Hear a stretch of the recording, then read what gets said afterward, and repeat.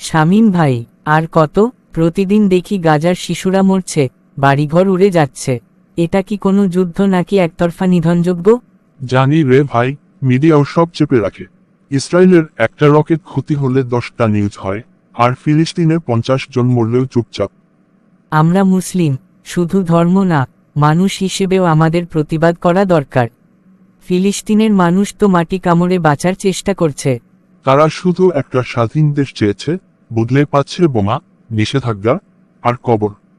Israel মানবতা ভুলে শুধু দখল চায়।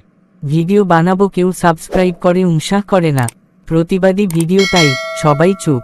এই অন্যায়ের বিরুদ্ধে চুপ থাকা মানে অপরাধীদের পাশে দাঁড়ানো। আমি আর চুপ থাকতে পারি না ভাই। চলো, অন্তত আওয়াজ তুলব, সোশ্যাল মিডিয়ায়, মিছিলে, কথায়, যেখানে পারি ফিলিস্তিনের পক্ষে দাঁড়াবো।